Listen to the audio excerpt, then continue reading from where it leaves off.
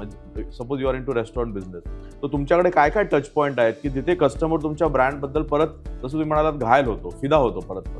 So what are the touch points in every? Multiple touch points असतात प्रत्येक बिझनेसचे. हो. For example रेस्टॉरंटच्या बिझनेसमधले सगळ्यात अगोदरचे टच पॉईंट असतात तुमचं कम्युनिकेशन, ब्रँड कम्युनिकेशन. राईट. जे सोशल मीडियावर किंवा न्यूज प्रिंटमध्ये किंवा एक्सटर्नल ऍक्टिव्हिटीजमध्ये जर तुमचा ब्रँड दिसला तर तुम्ही त्याच्यामध्ये काय सहभागी झालात त्याच्यावर अवलंबून असतं. परंतु तुम्ही पहिला कॉल केला रेस्टॉरंटला बुकिंग करण्यासाठी, तर तो तुमचा अनुभव कसा असतो, तिकडनं तुमचं ब्रँड व्हायला सुरू होतो, बनायला सुरू होतं की तुम्ही कसे हँडल केले जातात, तुमचं कोऑर्डिनेशन किती चांगल्या पद्धतीने होतं. तुमचा कॉल झाल्यानंतर तुम्हाला एक व्हॉट्सअप येतो, त्याच्यावर तुम्हाला गाईडलाईन्स दिल्या जातात. त्याच्यानंतर जेव्हा तुम्ही रेस्टॉरंटला येतात आणि अगोदर रेस्टॉरंट भरलेला असतो, तर ते तुमच्याबरोबर जी होस्टेस असते ती तुमच्याबरोबर कशी वागते, तुमच्या वेटिंग पिरियडला ती कशी हँडल करते, त्याच्यानंतर तुम्हाला तुमच्या सीटवर कसं घेऊन गेलं कसं घेऊन गेलं जातं. इव्हन वॅले म्हणजे तुम्ही गाडीची चावी दिल्यानंतर तो वॅले तुमच्याबरोबर कसा बिहेव करतो, तुम्ही टेबलावर बसल्यानंतर पहिल्या ऍक्शन्स काय होतात,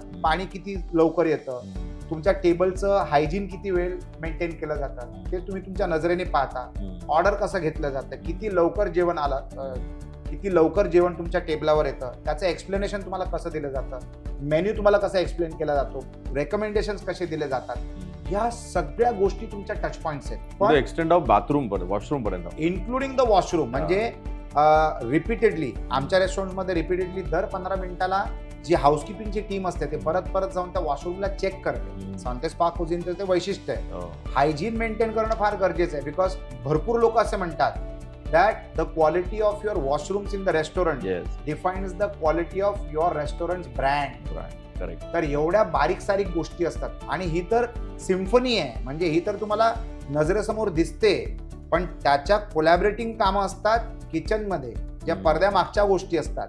तर तुमचं किचन किती चांगलं ठेवलं जातं, तिकडची क्लेनलीनेस, तिकडची एफिशियन्सी, तिकडची असेंब्ली लाईन, तिकडचे स्टोरेज सिस्टम्स, या सगळ्या गोष्टींचं जर तुम्ही एकत्र समावेश केला तर that is called a brand experience.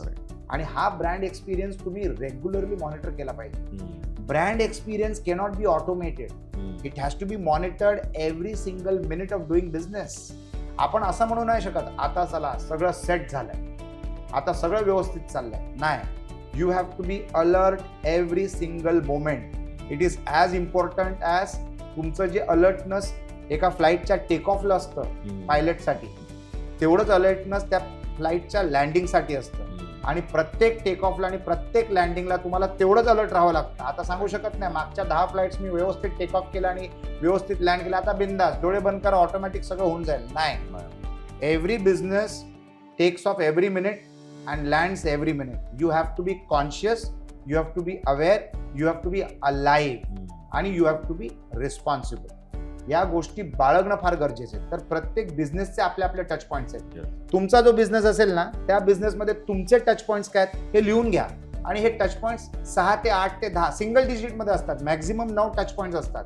तर त्या टच पॉईंट्सना मॉनिटर करणं आणि त्यांना मेंटेन करणं फार सोपं आहे, provided you write it down on a paper आणि make it aware to every team member की हे आपले टच पॉईंट्स आहेत, इथे आपल्याला चुकता कामा नाही. कुठचाही उद्योजक जाणून बुजून चुका करत नाही, तो ऑर्गनाइज नसला की चुका होतात. जर तुम्ही हे ऑर्गनाइज करून घेतलं तर तुम्ही कधीच चुकणार नाही आणि in return you will keep making a very very powerful brand.